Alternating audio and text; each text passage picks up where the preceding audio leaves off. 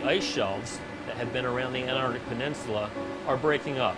And what this has done is released the pressure on glaciers. The cork has been pulled, and now the glaciers are free to accelerate and move down into the ocean.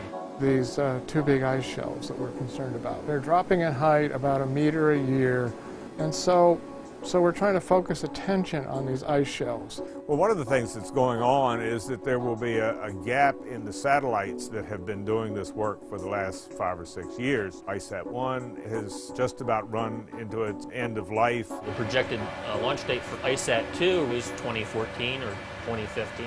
Operation Ice Bridge is designed to fill a gap in the data. We're going to fill that gap in by using aircraft platforms, a number of different aircraft platforms, to measure the areas that are of great concern to us. And it'll provide a baseline data set to compare to future ISAT sensors in space.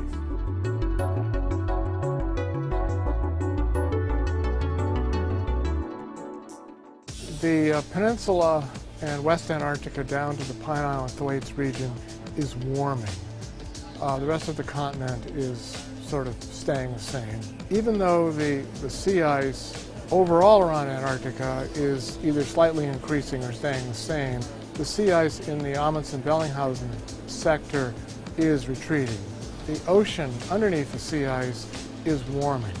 Not a lot, but it's warming. And the critical ice shelves, the ones we're most worried about from the point of view of sea level rise, are the Pine Island Glacier and Thwaites Glacier. They're losing ice at a rate of about 100 gigatons a year.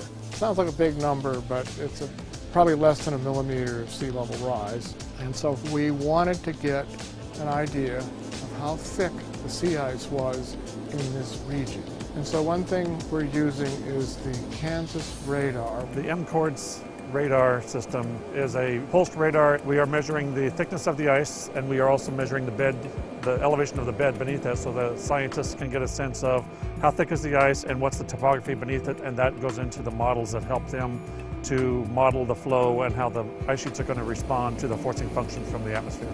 Under the right conditions, we can see if there's liquid water down there or if the bed is frozen onto the ice.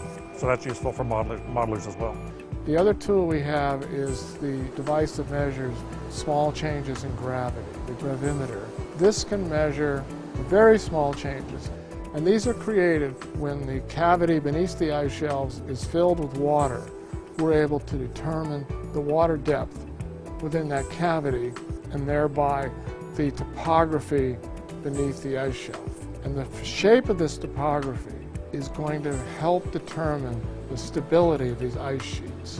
One of the things that you need to be able to do is to conduct change detection. So that means there's one set of measurements that you've made sometime in the past, last year, 10 years ago, and you like to repeat those lines to see what changes have taken place in that intervening time period. The ELVIS system, which is the land, vegetation and ice system, it has a similar measurement scheme to the ISAT sensor. The laser measures surface topography, and it also measures surface roughness, and if we're flying over crevasse terrain, then we can measure the depth of the crevasses and the depth of the different reflecting surfaces within the crevasses. And if we come back a year from now or 2 years from now and we measure exactly the same point on the ground, we can tell how much the ground has moved up or down. So we can estimate how much mass has been lost from the ice sheets. And that's an important question right now with global warming and sea level rise. The Airborne Topographic Mapper is going to be carrying out several objectives. One of the objectives is to fly over flight lines we have done previously. Our instrument is designed to make a very accurate measurement of just the surface of the ice. It does that in a swath underneath the aircraft. The reason we fly a swath is so that we can come back a year later or 5 years later and fly over the same swath and pretty much get 90, 80, 90 to 100% overlap between this year's swath and a swath that was flown sometime in the past. We do 5,000 measurements every second.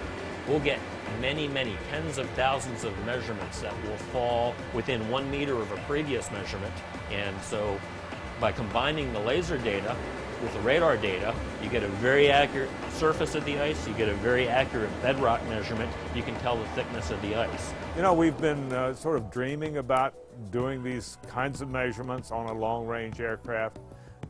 Previously, we've used smaller airplanes, and the range, the distance that you can go into Antarctica has been restricted in what you can collect. And the knowledge of what's going on with the climate and the subsequent effects on sea level, they're too important to just let them go not being monitored, not being measured.